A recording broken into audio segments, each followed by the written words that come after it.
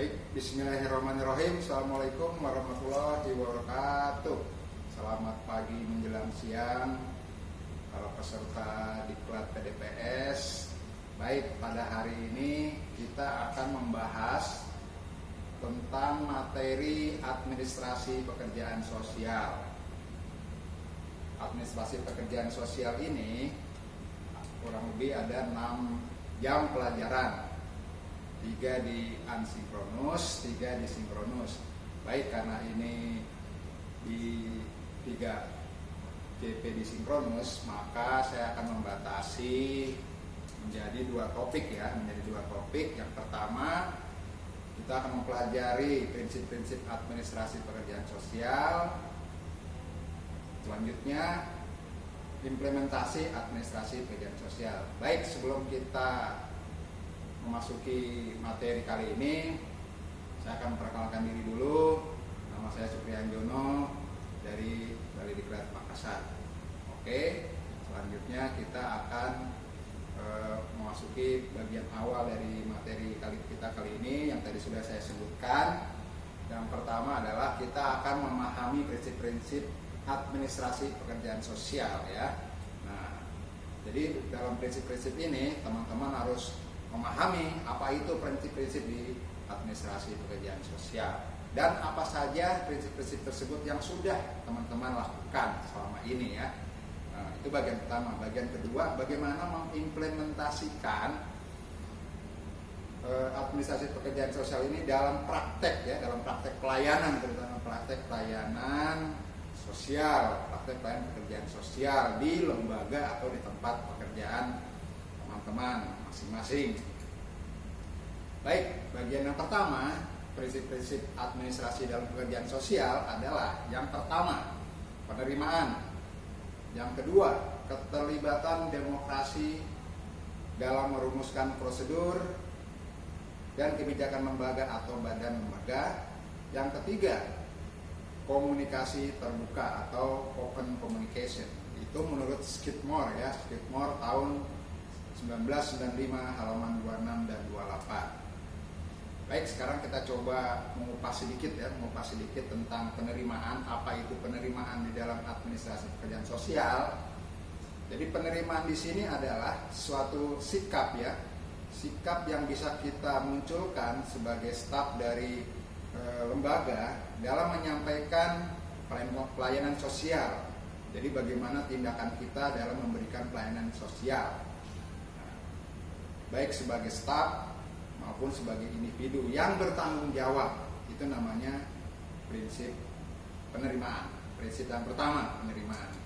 Selanjutnya, keterlibatan demokrasi dalam merumuskan prosedur dan kebijakan lembaga atau badan sosial.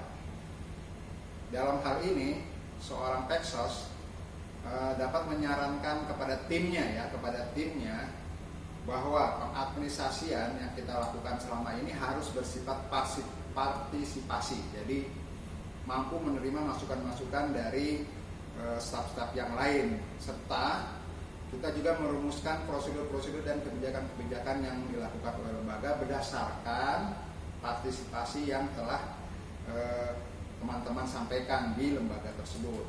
Terus komunikasi terbuka ya. Komunikasi terbuka ini berarti seorang pekerja sosial harus mampu ya memberikan ide-ide kepada staf anggota yang lainnya, kepada staf di lembaga tersebut dalam rangka mengembangkan efisiensi dan efektivitas dalam prosedur kebijakan administrasi. Baik, itu tadi tentang prinsip-prinsip administrasi pekerjaan sosial. Selanjutnya kita masuk ke tahap berikutnya, ke pembahasan yang kedua, yaitu berbagai bentuk implementasi administrasi pekerjaan sosial dalam praktek pelayanan sosial. Nah, apa saja itu implementasinya? Implementasi administrasi pekerjaan sosial dalam prakteknya di lembaga itu seperti apa ya? Yang pertama, di sini saya hanya membatasi tiga jenis saja ya, praktek itu ya, implementasi itu ya. Yang pertama, perumusan tujuan pelayanan sosial. Yang kedua, pelaksanaan pelayanan sosial. Yang ketiga, proses perencanaan dan pengambilan keputusan. Nah, untuk yang bagian kedua ini nanti kita akan mendiskusikan ya kepada kelompok-kelompok ya, menjadi beberapa kelompok. Jadi saya membatasi 3 saja kelompok ya. Nanti sebelum dibagi menjadi kelompok dan topik-topik yang akan dibahas, saya akan jelaskan dulu sedikit ya mengenai bentuk implementasi pekerjaan sosial dalam praktek pelayanan sosial. Nah, ini perumusan tujuan pelayanan sosial bagian yang pertama ya. Jadi si pekerja sosial itu adalah di lembaga adalah seorang administrator ya, administrator. Dia mempunyai tanggung jawab kepada atasannya. Jadi setiap administrator itu punya atasan. Siapa itu? Kalau misalkan di panti ya kepala panti misalkan, atau di kepala UPT dan sebagainya ya. Tujuan dari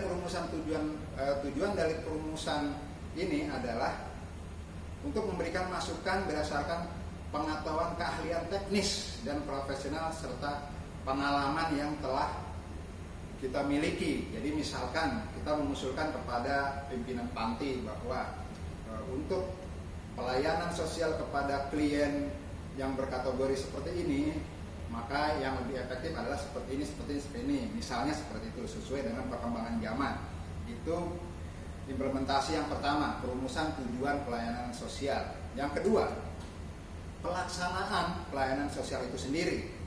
Jadi dalam pelaksanaan pelayanan sosial itu kalau kita pahami itu adalah suatu proses ya, suatu proses pemberian pelayanan atau kegiatan-kegiatan pemberian pelayanan yang merupakan tugas dari seorang administrator atau sesuai dengan kewenangan si petugas itu tersendiri. Jadi di sini pelaksanaan pelayanan sosial itu tidak harus seorang administrator, tapi juga petugas yang mempunyai kewenangan, misalkan pekerjaan sosial ya, atau peksos di suatu lembaga. Selanjutnya yang ketiga, proses perencanaan dan pengambilan keputusan. Nah, dalam pengimplementasian pelayanan ini, jadi seorang pekerja sosial bertugas sebagai perencana ya, sebagai perencana, bisa berperan sebagai perencana, yaitu perencanaan yang ditujukan kepada program-program ya, program-program dan yang menjadi target dari kegiatan itu sendiri yang sudah direncanakan sebelumnya. Jadi tujuan dari proses perencanaan adalah untuk mengantarkan pelayanan sosial yang lebih efektif dan berhasil, serta dapat memenuhi semua kebutuhan dasar dari klien atau si penerima manfaat. Nah, ada beberapa hal yang dapat saya jelaskan mengenai dasar-dasar perencanaan, yaitu misalnya menentukan tujuan ya. Yang pertama itu dasar perencanaan, menentukan tujuan apa yang ingin kita berikan. Yang kedua, mempertimbangkan sumber-sumber, apa saja sumber-sumber yang bisa kita manfaatkan, kerjasama dengan siapa kita akan lakukan gitu. Terus menghubungkan dengan alternatif. Jadi kalau ada program dari luar yang di luar dari lembaga tempat kita bekerja, nah kita harus mempertimbangkan alternatif program yang lain. Terus memutuskan rencana yang baik. Terus selanjutnya terbuka terhadap perubahan. Itu dasar-dasar dari perencanaan. Terus langkah-langkah mengambil keputusan. Nah, ini sebagai seorang administrator di suatu lembaga, ini di level pimpinan biasanya yang memiliki hak untuk pengambilan keputusan atau social decision making ya. Sebagai seorang decision maker, dia mempunyai hak untuk mengambil keputusan. Yang pertama, langkah-langkahnya dalam mengambil keputusan ini antara lain, yang pertama identifikasi masalah, analisis yang relevan, pengembangan alternatif keputusan, memilih alternatif yang paling baik, serta evaluasi dan tindak lanjut dari suatu keputusan tersebut. Nah, baik, jadi itu sekilas dari saya, gambaran dari saya untuk diskusi ya, untuk diskusi pada teman-teman sekalian. Jadi di diskusi ini kita akan membagi menjadi 3 kelompok. Kelompok yang pertama membahas tentang perumusan tujuan pelayanan sosial. Silahkan teman-teman yang bekerja di suatu lembaga pelayanan, silahkan apa yang menjadi tujuan pelayanan di lembaga saudara. Apa saja tuh tujuan-tujuan dari pelayanan yang diberikan oleh lembaga tempat teman-teman bekerja. Itu kelompok satu. Kelompok kedua, pelaksanaan pelayanan sosial. Nah, setelah ada tujuan, nah, di setiap lembaga itu ada program ya, ada program pelayanan terutama. Apa saja pelayanan-pelayanan yang diberikan dan bagaimana pelaksanaannya, gitu ya. Apa nama programnya? Pelayanan apa yang diberikan kepada siapa. Jadi untuk kelompok 2 ini membahas tentang yang tadi saya sebutkan ya, membahas tentang pelaksanaan pelayanan sosial di lembaga. Terus yang kelompok yang terakhir yaitu proses perencanaan dan pengambilan keputusan. Jadi kelompok terakhir ini ada 2 topik yang ingin dibahas, yaitu yang pertama proses perencanaan. Bagaimana di lembaga itu pelaksanaan proses perencanaannya. Ini terutama untuk 1 tahun ke depan ya, 1 tahun ke depan apa saja itu yang direncanakan gitu, kegiatan-kegiatan apa yang direncanakan untuk tahun berikutnya.